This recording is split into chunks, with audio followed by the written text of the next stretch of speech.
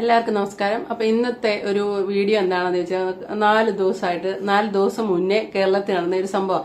പക്ഷെ ഇപ്പൊ എന്താണ്, ഇങ്ങനത്തെ സംഭവത്തിലൊന്നും മലയാളികൾ അത്ര മൈൻഡ് കൊടുക്കുന്നില്ല, പ്രതികരിക്കോ ഒന്നുമില്ല. ശരിക്കും പ്രതികരണ ശേഷിയൊക്കെ ഉണ്ടാവേണ്ട ഒരു സംഭവമാണിത്. പക്ഷെ എല്ലാവർക്കും ഇപ്പം എന്തോ പ്രതികരണ ശേഷി നഷ്ടപ്പെട്ട പോലെ ആർക്കും മൈൻഡ് ചെയ്യില്ല. നിധി എന്ന് പറഞ്ഞ കുട്ടിയുടെ മരണമാണേലും ആർക്കും വലിയ താല്പര്യമൊന്നുമില്ല. ഒരു കമന്റ് പോലും നേരെ ഒന്നും എല്ലായിടത്തൊന്നും ഞാൻ കണ്ടിട്ടില്ല. എന്തോ ഒരു അവസ്ഥയാണ് ഇപ്പൊ കേരളത്തിലുള്ളവർക്ക്. ശീലമായി കാണും ഇങ്ങനത്തെ ഓരോ കാര്യങ്ങളുണ്ടായിട്ട്. അതേപോലെ തന്നെ കഴിഞ്ഞ ദിവസം ഉണ്ടായതാ കായംകുളത്ത് പള്ളിയിൽ എങ്ങാണ്ട് പോയ ഒരു പെങ്കൊച്ചും ഫാമിലിയും സഞ്ചരിച്ച ആ വാഹനം ഒന്നും ഉറങ്ങിപ്പോയതിന്റെ പുറത്ത് ചെറുതായിട്ടൊരു ആക്സിഡന്റ് ഉണ്ടായി. അപ്പൊ ആ ആക്സിഡന്റിൽ നിന്ന് ആ പെങ്കൊച്ചിന് 25 വയസ്സുള്ള പെങ്കൊച്ചാണ്. അതിനെയും ഹോസ്പിറ്റലിലോട്ട് കൊണ്ടുപോകാൻ വേണ്ടി ഒരു പെട്ടി ഓട്ടോറിക്ഷക്കാരനും ഒരു സഹായിയും കൂടെ വരുന്നു. ആ പെട്ടി ഓട്ടോറിക്ഷയിലെങ്ങാണ്ട് അന്നേരം കൊണ്ടുപോകുന്നു തോന്നുന്നു. ഇവരുടെ വണ്ടി ഓട്ടോറിക്ഷയാണെന്ന് തോന്നുന്നു. അപ്പം ആ പെട്ടി ഓട്ടോറിക്ഷക്കാരൻ ആ കുട്ടിയെ ആ വണ്ടിയിൽ നിന്ന് വേദന കൊണ്ടൊക്കെ അവിടെ എവിടെയൊക്കെ ആക്സിഡന്റ് ആയല്ലോ, വേദന കൊണ്ട് കരഞ്ഞുകൊണ്ടൊക്കെ ഇരിക്കുന്ന കൊച്ചിനെ പെട്ടി ഓട്ടോറിക്ഷക്കാരൻ, അയാൾ വളരെ മാന്യനും ദുരിതാശമൊന്നും ഇല്ലാത്തതുകൊണ്ട് അയാൾ ആ കുട്ടിയുടെ കാലിന്റെ ഭാഗം പിടിച്ചു. പിന്നെ കായംകുളത്തെ വ്യാപാരി വ്യവസായി ഏകോപന സമിതി സിനിൽ സവാദ് എന്ന് പറയുന്ന ഒരുത്തൻ മാന്യ അദ്ദേഹം, അവിടെയാണ് നിങ്ങൾ ആ പോയിന്റ് ശ്രദ്ധിക്കേണ്ടത്. ഓട്ടോറിക്ഷക്കാരനോ അല്ലെ അങ്ങനെയുള്ള അതുപോലൊന്നും അല്ല, സാധാരണ വ്യക്തിയൊന്നുമല്ല, അസാധാരണ വ്യക്തിത്വത്തിനുടമ, എല്ലാവരെയും സഹായിക്കുന്ന വ്യക്തി, പിന്നെ സമൂഹത്തിൽ അറിയപ്പെടുന്ന വ്യക്തി, സ്ഥാനവും മാനവും എല്ലാം ഉള്ള വ്യക്തി, പിടിപാടും എല്ലാം ഉള്ള ഒരു അറിയപ്പെടുന്ന വ്യക്തി, മാന്യ അദ്ദേഹം ആണ് മറ്റൊരു വ്യക്തി. അപ്പൊ അദ്ദേഹം നേരെ പെൺകുട്ടിയുടെ തോൾ ഭാഗമായിട്ടുള്ള ഭാഗം എടുത്ത്, നെഞ്ചോടുള്ള ഭാഗം എടുത്ത് കൈപിടിച്ചു. മറ്റേ പുള്ളിക്കാരൻ ഒരു ദുരുദ്ദേശമില്ലാത്ത ഒരു വ്യക്തി ആ പെൺകൊച്ചിന്റെ കാലിന്റെ ഭാഗം എടുത്ത് കുറച്ച് ദൂരം അങ്ങോട്ട് നടന്ന് ഓട്ടോറിക്ഷയിലോട്ട് പെട്ടി ഓട്ടോറിക്ഷയിലോട്ട് കൊണ്ടുപോയി. ആ ഒരൊറ്റ ഗ്യാപ്പിൽ ആ സമയം കൊണ്ട് ഈ മനുഷ്യൻ ആ പെൺകുട്ടിയുടെ മാറിടം പിടിച്ച് ചതച്ചു വാരിയെന്ന് പറഞ്ഞാൽ മതി. അങ്ങനെ തന്നെ പച്ച മലയാളത്തിൽ പറയണം. ഞാൻ അത് അങ്ങനെ പറയാൻ കാര്യമുണ്ട്. പിന്നീട് ആ പെൺകുട്ടി എക്സ്റേ എടുക്കാൻ പോയപ്പോൾ മാറിടം ഇങ്ങനെ ചതഞ്ഞു കിടക്കുന്ന കണ്ടിട്ട് ഇതെടുക്കാൻ നിൽക്കുന്ന നേഴ്സ് ചോദിച്ചു, ഇതെന്താ സംഭവം, ഇത് ആക്സിഡന്റ് പറ്റതാണോ എന്ന് ചോദിച്ചപ്പം ആ കുട്ടി സത്യം പറഞ്ഞു, അങ്ങനെയല്ല, ആക്സിഡന്റിൽ ആ ഭാഗത്തെങ്ങും ഒരു ചതവ് വന്നില്ല, ഇത് ഇയാള് ചെയ്ത, സവാദ് എന്ന പേരൊന്നും ആ പെൺകുട്ടിക്ക് അന്നേരം അറിയില്ല, ഇയാള് ചെയ്ത ഒരു കാര്യമാണെന്ന് പറഞ്ഞു. അപ്പൊ ആ നേഴ്സ് പറഞ്ഞു, ഇതിനെതിരെ പ്രതികരിക്കാതിരിക്കരുന്ന്. സത്യമല്ലേ, നമ്മുടെ കേരളത്തിൽ ഇത്ര മാന്യം, ഇരുട്ടിന്റെ മറവില് എന്ത് വൃത്തികേടും ചെയ്യാന്നുള്ള ആ ഒരു വിചാരമാണ് അവിടെ അത് കാണിച്ചത്. അല്ലാതെ അയാളുടെ മാന്യതയ്ക്ക് കോട്ടം തട്ടോ അങ്ങനെ വല്ലതും ചെയ്യുന്നുണ്ടോ? ചെയ്യില്ല.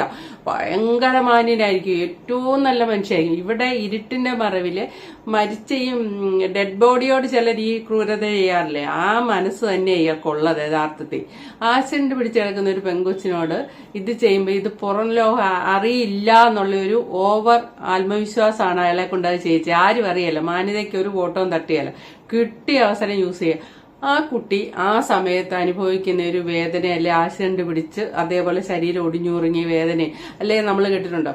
പുറമേ നോക്കുമ്പോൾ ഒരു അപകടം ഉണ്ടാവില്ല. പല ആക്സിഡന്റിൽ പലരും മരിച്ചിട്ടുള്ള എന്താ, ഈ വാരിയലൊടിഞ്ഞിട്ട് കരളിലേക്കുമൊക്കെ ഹാർട്ടിലേക്കും ഒക്കെ പോയി തുളച്ച് കയറിയിട്ട് പുറമെ ഒരു മുറിവും ഉണ്ടാവില്ല, അങ്ങനെ മരിച്ചവരുണ്ട്. അതുകൊണ്ട് ഒരു ആക്സിഡന്റിനെ നമ്മുടെ ഉമ്മാ തോമസ് ഇവിടെ സ്റ്റേജ് മറിഞ്ഞ് വീണപ്പം പെട്ടെന്ന് ചാടി കയറി വലിച്ചെടുക്കാനല്ല നോക്കുന്നത്, സ്ട്രെച്ചർ കൊണ്ടുവന്ന് അതേലോട്ട് ഇങ്ങനെ നേരെ തന്നെ അല്ല ചുരുട്ടിക്കുട്ടി വലിച്ചെടുത്ത ആ വാരിയിലും എല്ലാം ഒടിഞ്ഞിട്ടുണ്ട്, മരിച്ചു പോകും നമ്മൾ അത് കുത്തിക്കേറി. അപ്പൊ അങ്ങനെ ആക്സിഡന്റ് ഉണ്ടാകുമ്പോൾ നമ്മൾ എടുക്കുന്ന പോലും സൂക്ഷിക്കണം. ഈ ഓട്ടോറിക്ഷയെന്നൊക്കെ കർശനമായിട്ട്, എനിക്കറിയാവുന്ന ഒരു വ്യക്തി ഓട്ടോറിക്ഷ ബൈക്ക് പിടിച്ചിട്ട് ഓട്ടോറിക്ഷ യാത്ര ചെയ്ത ആളാണ് മരിച്ചത്. നോക്കുമ്പോൾ ഒന്നുമില്ല, ഇതായിരുന്നു സംഭവം. അതുപോലെ ഓട്ടോറിക്ഷ അപകടമൊക്കെ നോക്കുമ്പോൾ നമ്മൾ അത് നോക്കണം. അതേപോലെ ഇയാള് മരണത്തിനോട് അടുത്തോണ്ടിരിക്കുന്ന പോലെ അങ്ങനെ ആയിക്കൂടെ, അങ്ങനെ ഇരിക്കുന്ന ഒരു വ്യക്തി ആണോ ഇല്ലയോ നീക്കറിയില്ല. ഇനി എങ്ങനത്തെ വ്യക്തി ആയിക്കോട്ടെ, ആ സമയത്ത് ആ പെൺകുട്ടിയെ ഇതുപോലെ ഉപയോഗിക്കാൻ തോന്നി. ഇവനെ പോലൊരു കഴുകൻ, കാട്ടാളൻ, അയ്യോ ഇവനെ എന്ത് വിളിച്ചാലും മതിയാവില്ല, അതുപോലത്തെ ഒരു ശവന്തീനി കഴുകൻ, അവനെ ഇന്ന് നമ്മുടെ പോലീസ് പ്രൊട്ടക്ട് ചെയ്യുന്നുണ്ട്, രാഷ്ട്രീയം സംരക്ഷിക്കുന്നുണ്ട്. അവൻ ഈ പെൺകുട്ടി കേസ് കൊടുത്ത പോലീസ് സ്റ്റേഷന്റെ വാതിക്കടെ അങ്ങോട്ടും ഇങ്ങോട്ടും കവാത്ത് ഇറങ്ങുന്നുണ്ട്. പോലീസുകാർ ഈ പെൺകുട്ടിയുടെ മൊഴിയെടുത്തു, ഒരു FIR ഇട്ടു, അതിന്റെ അപ്പുറം ഒന്നും പോയിട്ടില്ല. SP പറയുന്നു അങ്ങനെ വീഴ്ചയൊന്നും സംഭവിച്ചിട്ടില്ല, എല്ലാം നോക്കുന്നുണ്ടെന്നൊക്കെ. ആ നോക്കുന്നു മാത്രമേ ഉള്ളൂ. ഇവൻ ഒരു വ്യാപാരി വ്യവസായിയുടെ പ്രസിഡന്റ് എന്താ ആണ്, അതൊന്നുമല്ല. സമൂഹത്തില് പോലീസിലും അവിടെ ഇവിടെയൊക്കെ ഉന്നത സ്ഥാനമുണ്ട്, ഉന്നത പിടിപാടുണ്ട്. അത് കാരണം എന്ത് സാധിക്കും. ഈ പെൺകുട്ടി ഇനി പരാതിയായിട്ട് കോടതിയിലോട്ടൊക്കെ പോവുകയാണെങ്കിൽ വൈദ്യപരിശോധനയോ ഒന്നും ചെയ്തിട്ടില്ല. ഇത് ചുമ്മാ FIR ഇടാതെ ഓരോ വകുപ്പ് വേണം ചേർക്കാൻ. റേപ്പ് അറ്റംപ്റ്റ് എന്നൊക്കെ പറയുന്ന ഓരോ വകുപ്പുണ്ട്, ഓരോ ഇതുണ്ടല്ലോ, അതൊക്കെ ചേർത്ത് വേണം FIR ഇടാൻ. അങ്ങനെയൊന്നും ചെയ്തിട്ടില്ല. ഈ പെൺകുട്ടിയെ കൊണ്ട് ഗൈനക്കോളജിസ്റ്റിനെ കാണിക്കുകയോ വൈദ്യപരിശോധന ചെയ്യുകയോ അങ്ങനെ ഒന്നും ചെയ്തിട്ടില്ല. വെറുതെ സ്റ്റേഷൻ ജാമ്യത്തിൽ അയാളെ വിളിച്ചു വരുത്തി സ്റ്റേഷൻ ജാമ്യത്തിൽ പറഞ്ഞു വിട്ടു. അയാൾ കൂളായിട്ട് നടക്കുന്നുണ്ട്. ഈ പെൺകുട്ടി കേസ് കൊടുത്ത 2-3 ദിവസം അവന് ഒളിവിലായിരുന്നു. അതിന്റെ കാര്യം എന്താണെന്ന് തെറ്റ് ചെയ്തിട്ടുണ്ട്, പിടിക്കപ്പെടുമോ എന്നുള്ള രീതിയിൽ ഒളിവിൽ പോയിട്ടുണ്ട്. പക്ഷെ എങ്ങും എത്തിയിട്ടില്ല. ഇനി ആ കൊച്ച് നിയമ പോരാട്ടമായിട്ട് മുന്നോട്ട് പോയാൽ മാത്രമേ ഉള്ളൂ. അല്ലാതെ ഈ താഴെക്കടയിൽ നിന്ന് പോലീസ് സ്റ്റേഷനിൽ നിന്നും ഒരു നീതിയും കിട്ടാത്ത രീതിയിലാണ് ഇത്. പിന്നെ നമ്മുടെ ആദ്യ അനുഭവമല്ല, ഇങ്ങനെയുള്ള അനുഭവങ്ങൾ കണ്ട് ജനങ്ങൾ പ്രതികരിക്കാത്ത ഒരു അവസ്ഥയിലേക്ക് പോയി. അപ്പൊ ആ കുട്ടി ഏതായാലും പറയുന്നൊക്കെ ഒന്ന് കേൾക്കാം. ഇപ്പൊ മനുഷ്യാവകാശ കമ്മീഷൻ സ്വമേധയാ കേസ് എടുത്തിട്ടുണ്ട്. വാർത്ത കേൾക്കാം. വാഹനം അപകടത്തിൽപ്പെടുന്നു. ഈ അപകട സമയത്ത് രക്ഷാപ്രവർത്തനത്തിനായി ഓടിയെത്തിയവരിൽ നിന്ന് ആ വാഹനാപകടത്തിൽ നിന്ന് ഏറ്റ മുറിവിനേക്കാൾ വേദനയാണ് ഉണ്ടാക്കിയത്. ആ യുവതി, ആ പെൺകുട്ടി നമ്മളോടൊപ്പം ചേരുകയാണ് 24-നൊപ്പം.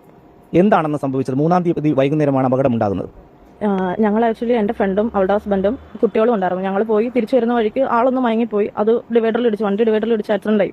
അപ്പോൾ എനിക്ക് ഓൾറെഡി ബ്രീത്ത് ഔട്ട് ആയി. എനിക്ക് ആസ്മേഷം ഉണ്ട്. സോ ഞാൻ ഓൾറെഡി ബ്രീത്ത് ഔട്ട് ആയപ്പം ആദ്യം അവിടെ ഒരു പെട്ടിയാട്ടം വന്നു. അപ്പോൾ അതിൽ 2 ചേച്ചിമാരും ഒരു ചേട്ടനും ഉണ്ടായിരുന്നു. അപ്പോൾ ആ ചേട്ടൻ വന്നപ്പോഴത്തേക്ക് ഞാൻ എന്നെ വണ്ടിയിൽ നിന്ന് പുറത്തെടുക്കാൻ വേണ്ടി പറയുന്നുണ്ട്. അപ്പം സ്പോട്ടിൽ തന്നെ ആക്സിഡന്റ് നടന്ന സൗണ്ട് ആയിട്ട് ബൈക്കിൽ വേറൊരാളും വന്നു.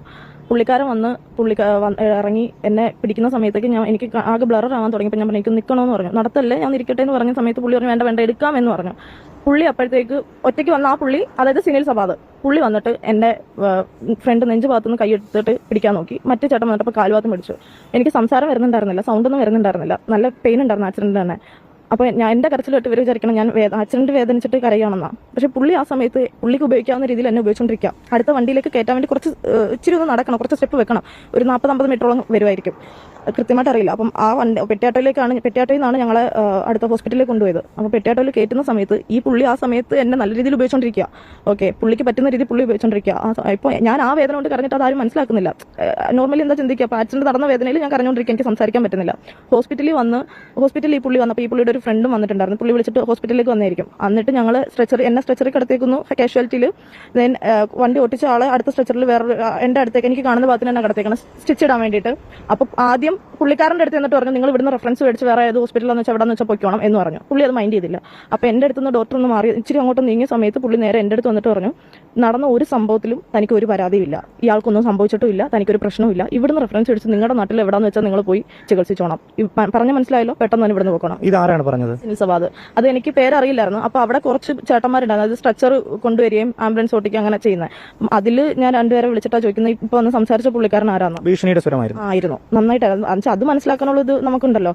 അങ്ങനെ അവരുടെ അടുത്ത് ചോദിച്ചപ്പോഴാണ് എനിക്ക് പേര് പറഞ്ഞു തരുന്നത്. പിന്നീട് ഞാൻ കേസ് കൊടുക്കുമ്പോഴാണ് അറിയുന്നത് പുള്ളി ഇങ്ങനെ വ്യാപാര വ്യവസായ സംഘത്തിന്റെ പ്രസിഡന്റ് ആണ് എന്നൊക്കെ അറിയുന്നത്. അതൊന്നും എനിക്കറിയില്ലായിരുന്നു.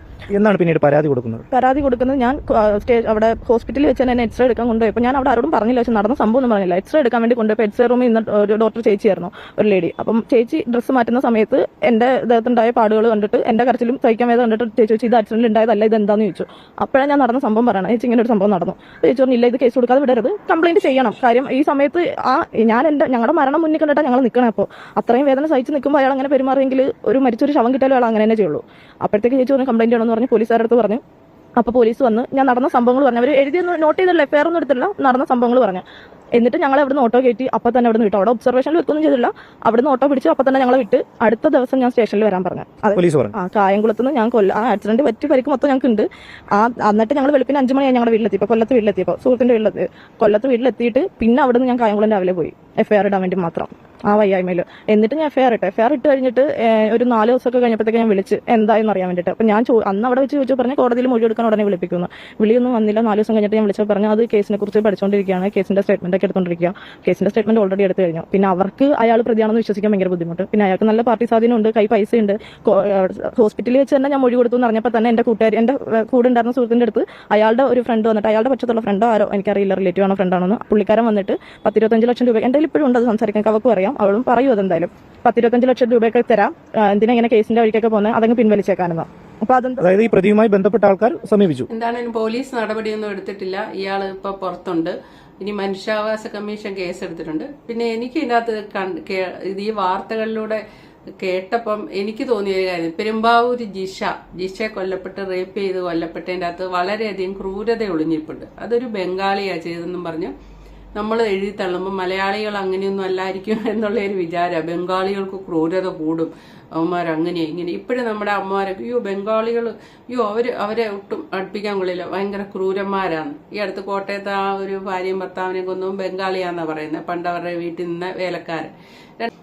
അതിന്റെ ഒരു സൈക്കോ പോലത്തെ സ്വഭാവം, ക്രൂരത ചെയ്തിട്ട് അതിലൊരു വിനോദം കണ്ടെത്തുന്നത്. കാരണം ജിഷയുടെ വയറിനുള്ളിലൊക്കെ കമ്പി കുത്തിക്കയറ്റുമൊക്കെ ചെയ്ത് ആ ക്രൂരതയെ ആസ്വദിക്കുന്ന ഒരു സൈക്കോ സ്വഭാവം.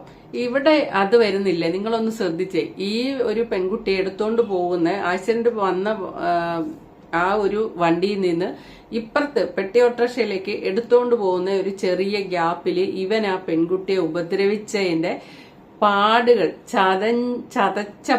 ചതഞ്ഞ പാടുകൾ, നീലിച്ച പാടുകൾ ഈ പെൺകുട്ടിയുടെ ശരീരത്തിൽ ഉണ്ടാവണമെങ്കിൽ, കാരണം പിറ്റേ ദിവസം എക്സ്റേ എടുക്കുമ്പോൾ കാണുന്ന രീതി ഉണ്ടാവണമെങ്കിൽ ഇവൻ എന്ത് മനസ്ഥിതിക്കാരൻ, എന്തൊരു ക്രൂരനാന്ന് അതാണ് മനസ്സിലാക്കേണ്ടത്. ഇവനെയൊക്കെ സത്യം പറഞ്ഞ ഈ സ്വന്തം പെൺമക്കളുണ്ട്, ആ പെൺമക്കളെ പോലും കൂടെ ഒരു 5 മിനിറ്റ് ഇരുത്തിയിട്ട് വിടാൻ കൊള്ളാത്ത മനുഷ്യനാണ്. ആ ഗണത്തിൽപ്പെടുന്ന ആൾക്കാരാണ് ഇവനെയൊക്കെ. സ്വന്തം ഭാര്യയോ സ്വന്തം അമ്മയോ ആരെ ഇവന്റെയൊക്കെ മുന്നിൽ സ്ത്രീയായിട്ട് പോയി നിൽക്കാൻ പറ്റാത്ത മനസ്ഥിതി. ആ ഒരു മനുഷ്യനാണ് സമൂഹത്തിൽ ഇത്ര ഉന്നതനായിട്ട് നടക്കുന്നത് നിങ്ങൾ ആലോചിക്കണം. ഇവിടെ അയാളെ സംരക്ഷിക്കുന്ന നിയമങ്ങളും അയാളെ പ്രൊട്ടക്ട് ചെയ്താണ് ഇപ്പം നമ്മുടെ സമൂഹം മുന്നോട്ട് പോകുന്നത്. കാരണം പോലീസുകാർക്കൊക്കെ എല്ലാവർക്കും അവനവന്റെ വീട് കഴിയണം, കുറച്ച് കൈക്കൂലി കാശ് കിട്ടി അവനവന്റെ കുടുംബം നോക്കുക, ഇങ്ങനെ ഒരു രീതിയുള്ളൂ. തിരിച്ച് സമൂഹത്തിനോട് ഒരു ബാധ്യതയില്ല. പക്ഷെ ഈ ഇത്രയും കാപട്യം നിറഞ്ഞ സമൂഹത്തിലാണ് നമ്മുടെ തലമുറ പിള്ളേർ വളർന്നു വരുന്നത്. ഇതേ എഫക്റ്റൊക്കെ നമുക്കും വന്നു പെടാം എന്നു കരുതണം. അത് ആർക്കും ഇല്ല. ഇതിപ്പോ ഒരു 25 വയസ്സുള്ള ഒരു പെങ്കൊച്ചിനെ വന്ന ആ കൊച്ചു നിയമത്തിന്റെ വഴിയെ തന്നെ മുന്നോട്ട് പോകും. കപ്പാസിറ്റി ഉള്ള ഒരു പെങ്കൊച്ച് തന്നെയാണ്. കാരണം ഇവർ 25 ലക്ഷം രൂപ വരെ ഓഫർ ചെയ്തു. ഈ പെൺകുട്ടിക്ക് 25 ലക്ഷം രൂപ ഇവന്റെ സുഹൃത്ത് വന്ന് ഹോസ്പിറ്റലിൽ കണ്ട് ഓഫർ ചെയ്തിട്ടുണ്ട് ഈ കേസ് പിൻവലിക്കണമെന്ന്. പക്ഷെ പൈസയല്ല, ഇവൻ ശിക്ഷിക്കപ്പെടണം എന്ന വാശിക്ക് മുന്നോട്ട് പോകുന്ന ഒരു പെങ്കൊച്ചാണ്. നല്ല കാര്യം. അപ്പോൾ okay, thank you for watching. അടുത്ത വീഡിയോ കാണാം.